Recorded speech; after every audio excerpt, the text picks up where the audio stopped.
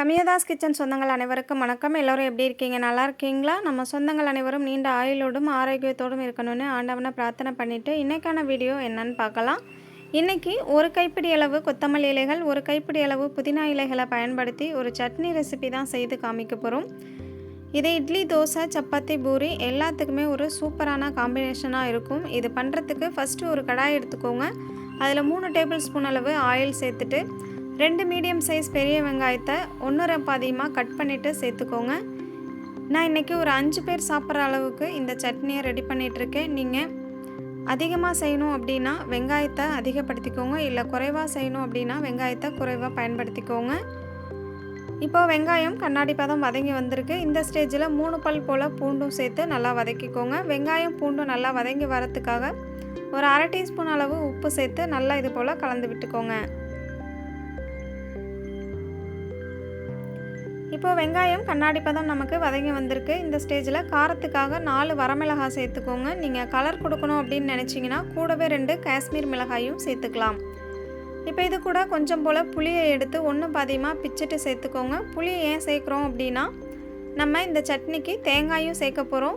தேங்காய் சேர்த்து பண்ணும்போது புளிப்பு சுவை கம்மியாக தான் இருக்கும். என்ன தான் நம்ம தக்காளி சேர்த்தாலும் புளிப்பு சுவை குறைவாக இருக்கும். அதுக்காக தான் கொஞ்சம் போல் புளி சேர்த்துருக்கேன். இப்போ நம்ம தக்காளியும் சேர்க்க போகிறோம். இப்போ நம்ம சேர்த்துருந்த வெங்காயம், மிளகாய், பூண்டு எல்லாமே வதங்கி வந்திருக்கு. இந்த ஸ்டேஜில் ஒரு 2 மீடியம் சைஸ் தக்காளியை 1 பாதியமாக கட் பண்ணிவிட்டு சேர்த்துக்கோங்க. தக்காளி நல்லா முழுமையாக வதங்கி வரட்டும். அதுக்கப்புறமா நம்ம கொத்தமல்லி இலைகள், புதினா இலைகளை சேர்க்க ஆரம்பிச்சிடலாம்.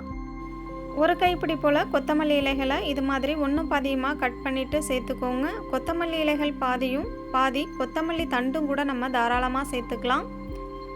கூடவே ஒரு கைப்பிடி அளவு புதினா இலைகளையும் சேர்த்து இதை நல்லா வதக்கிக்கலாம்.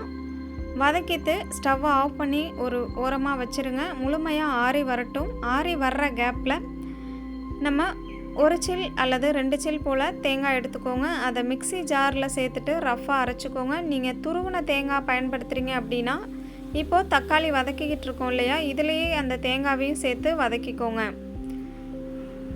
இப்போது வதக்கி நல்லா முழுமையாக ஆறுனதுக்கப்புறம் தேங்காவை அரைச்சிட்டு அதுக்கப்புறம் ஆறி வந்த தக்காளி, வெங்காயத்தையும் சேர்த்து முழுமையாக அரைச்சி எடுத்துகிட்டு வந்துடுங்க. அதே கடாயில் ஒரு 3 டேபிள் ஸ்பூன் அளவு நல்லெண்ணெய் சேர்த்துட்டு 1 டீஸ்பூன் கடுகு உளுந்து சேர்த்து பொரிய விட்டுக்கோங்க. பொரிஞ்சதுக்கப்புறமா ஒரு கொத்து போல் கருவேப்பிலை இலைகளையும் சேர்த்து பொரிய வச்சுக்கோங்க. அதுக்கப்புறமா நம்ம அரைச்சி வச்சுருக்கிற இந்த சட்னியும் சேர்த்துக்கோங்க. நீங்கள் சட்னியை அரைச்சதும் உப்பு டேஸ்ட்டு பாருங்கள். உங்களுக்கு கரெக்டாக இருந்துச்சு அப்படின்னா விட்டுருங்க. பத்தலைன்னா இன்னும் கொஞ்சம் உப்பு சேர்த்துக்கோங்க. நான் இன்றைக்கி தோசைக்கு பயன்படுத்தியிருக்கேன். மாவில் கொஞ்சம் உப்பு அதிகமாக இருந்ததுனால ஒரு 1/2 டீஸ்பூன் அளவு மட்டும்தான் இதுக்கு உப்பு நான் பயன்படுத்தியிருக்கேன். நீங்கள் உங்களுக்கு தேவைப்பட்டுச்சுன்னா இன்னும் கொஞ்சம் போல் உப்பு சேர்த்து நல்லா ஃபைன் பேஸ்ட்டாக அரைச்சி எடுத்துக்கோங்க. இப்போ தாளித்து விட்டாச்சு. நம்ம அரைச்சி வச்ச சட்னியும் சேர்த்துட்டோம். மூடி போட்டு மூடிட்டு ஒரு 2லேருந்து 3 நிமிஷத்துக்கு நல்லா இதை கொதிய விட்டுக்கோங்க. மூடி போட்டு மூடலைன்னா கொதித்து அடுப்பெல்லாம் தெறிக்க ஆரம்பிச்சிடும். அதனால் மூடி போட்டு மூடிட்டு ஒரு 2 நிமிஷத்துக்கு நல்லா கொதித்து வந்ததுக்கப்புறமா ஸ்டவ் ஆஃப் பண்ணிவிடுங்க. அவ்வளோதான், நமக்கு ரொம்ப ரொம்ப டேஸ்டியான சிம்பிளான ஒரு சட்னி செய்து முடிச்சிட்டோம். கொத்தமல்லி வாசனை, புதினா இலைகளோட வாசனையோட இந்த சட்னி அவ்வளோ டேஸ்டியாக இருந்துச்சு. நீங்களும் கண்டிப்பாக உங்கள் வீட்டில் ஒரு முறை ட்ரை பண்ணுங்கள். தேங்க்யூ.